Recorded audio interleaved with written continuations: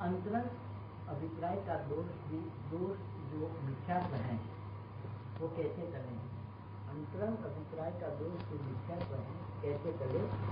मिथ्या दृष्टि की उपयोग की स्थिति क्या है और साधक होने बाद उपयोग की स्थिति क्या है, और इंद्रिय ज्ञान और अतीन्द्रिय ज्ञान की क्या स्थिति है?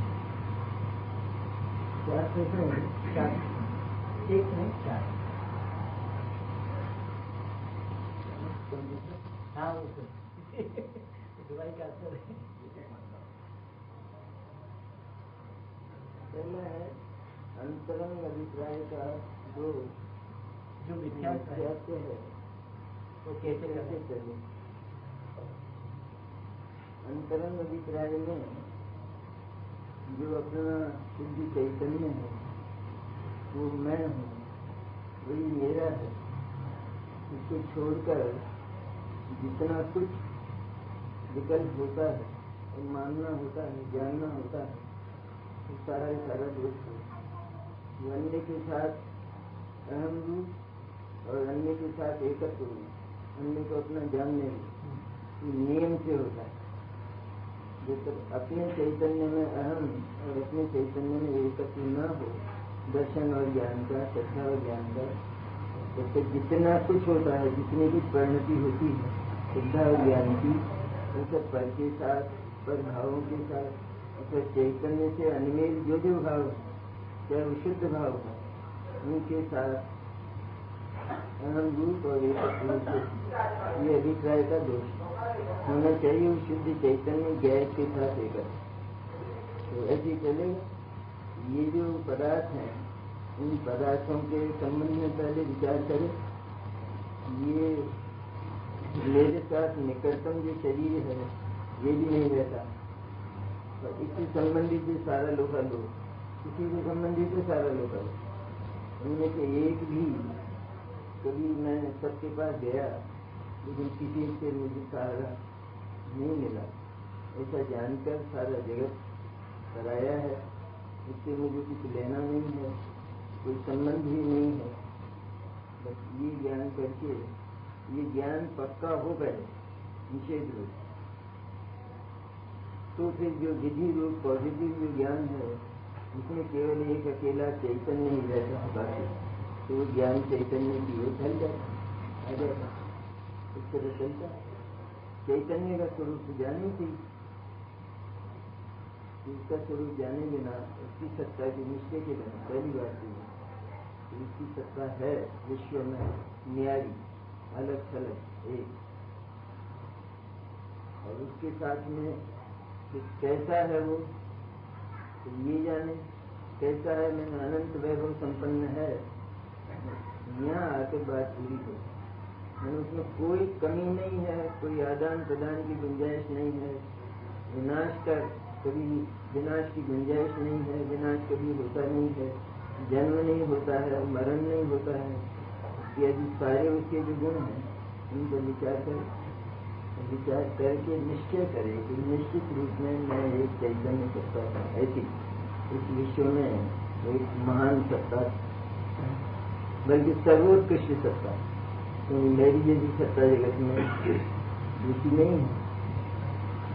ये अगर हृदय से प्रीति पूर्वक निश्चय करे तो ज्ञान और श्रद्धा जो ढल जाते हैं और अनुभव हो जाता है मेरे को इस तरह दोष करता है। सारे दोष गिने नहीं जाते, सारे दोष गिने तो अनंत काल बीत जाए। सबसे बड़ा दोष ये कि चैतन्य का जो आदर्शन है वो सबसे बड़ा अपराध है, उसको अशुद्ध मानना ये सबसे बड़ा अपराध है, तो किसी में मिलाकर अनुभव करना ये सबसे बड़ा अपराध, तो अन्य के साथ जोड़ना ये सबसे बड़ा अपराध। इस तरह अनेक रूप होते हैं, तो इसमें तो कितना सामान्य जानकर केवल चैतन्य का स्वरूप निश्चित करे। जानने वाला ये जो स्पष्ट मेरे अनुभव में आ रहा है, मेरे अनुभव में आ रहा है, अन्य का अनुभव तो कर ही लेता है, लेकिन मेरे अनुभव में ये जो जानना अनुभव में आ रहा है, बस यही है चैतन्य, यही है आत्मा, यही है ज्ञान, ऐसा निश्चय किया, ये सत्ता का निश्चय हो गया। सत्ता का निश्चय करके तो जनवाणी और सदगुरु के अनुशीलन पूर्वक उनके बीच के गुणों का विचार करे।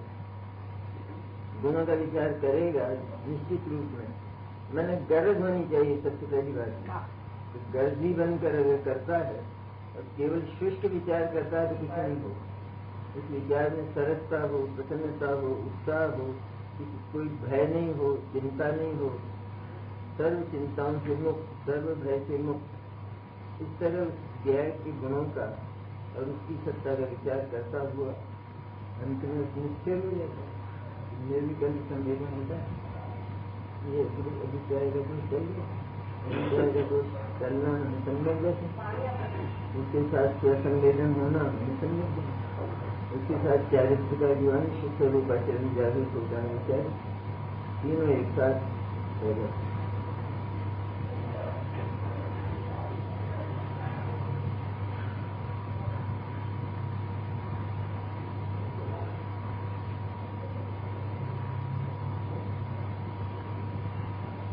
तो दोष की जो बात है उसको बहुत लंबा नहीं करना। तो दोष तो अनादिकाल से हो ही रहे हैं और ये अनंत बार हुए हैं, अनंत बार, और बदल बदल कर, कभी शरीर में, कभी कर्म में, कभी राग और द्वेष में, कभी पाप और पुण्य में, और कभी जगत के पदार्थ। इस तरह से निरंतर बदल बदल कर मिथ्या श्रद्धा, वही अभिप्राय का दोष, मिथ्या श्रद्धा वो तो होती रही। उसमें से ऐसा जानकर कि सबके सभी झूठे हैं, कल्पना प्रसूत है, भ्रम है, ऐसा समझकर मेरा ज्ञान विद्यमान सत्ता है और अनंत वैभव संपन्न है, समृद्धिशाली है, इसमें कोई कमी नहीं है, जगत से कुछ लेना नहीं है, जगत को कुछ देना नहीं है, इतना निरपेक्ष है ज्ञान भी और आत्मा। विज्ञान जान रहा है वो भी स्वीकार करता है, ज्ञान की पर्याय भी ऐसी है, वज्र दीवारों की एक समय की बड़ी भी ताकत है, वो भी वज्र जैसी है, उसमें भी उसकी कल्पनाओं तक का प्रवेश नहीं हो। कल्पनाओं तक का प्रवेश नहीं। हाँ, कल्पना के जो विषय है वो कहाँ आते हैं, इसलिए कल्पनाएं झूठी है। चिंतन में सरसता होनी चाहिए, खास बात। ये सोचता है तो ये एक समय विशेष के लिए कार्यक्रम बनाकर सोचता है, कार्यक्रम का ये काम नहीं है, ये टाइम टेबल नहीं है, इसमें टाइम टेबल नहीं होता।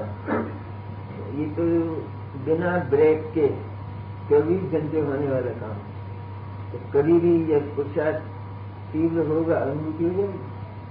वरना ये चिंतन ज्ञान से जो ये बात स्थिर हुई है वो तो हमेशा बैठी रहती है, चाहे उपयोग बाहर हो चाहे उपयोग भी।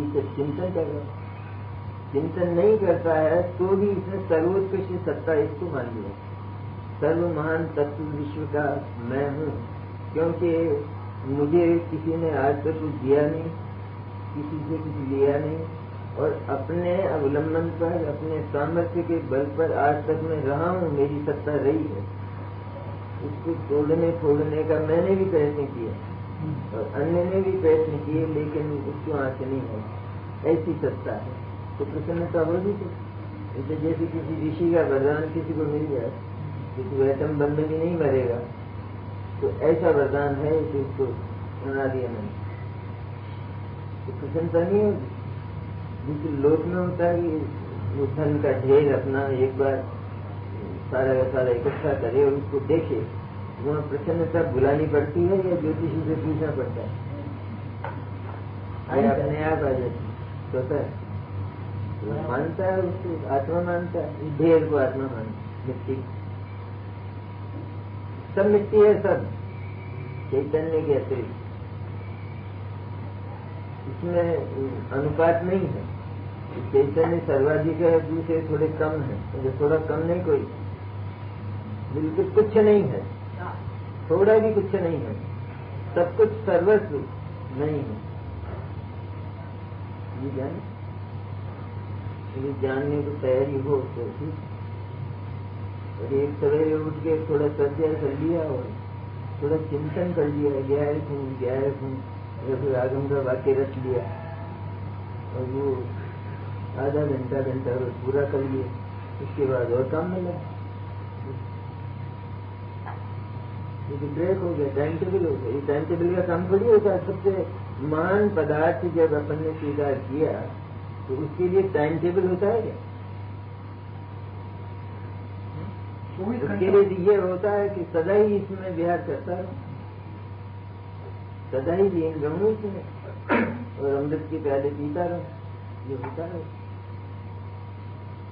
इसमें सबसे बड़ी विशेषता ये है कि एक बार प्रीति पूर्वक ये बात स्वीकार कर ले तो उसको चैतन्य की महिमा आ जाती है और वो महिमा निरंतर पड़ी रहती है और बाहर का व्यवसाय भी चलता रहता है।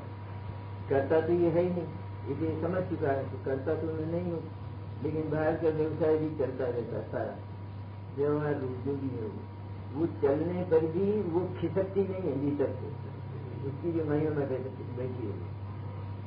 इस तरह कभी चिंतन में भी लीन होता है तो कभी बाहर के व्यवहार में भी चला जाता है, पर होता है चिंतन में लीनता के समय ही है। चिंतन में ऐसा हो कि अंतर्लीन हो जाए, एकदम जाए कि जाए, उसमें से स्वर निकले, तो अंत में वो चिंतन भी विराम लेकर अनुभूति हो जाती है।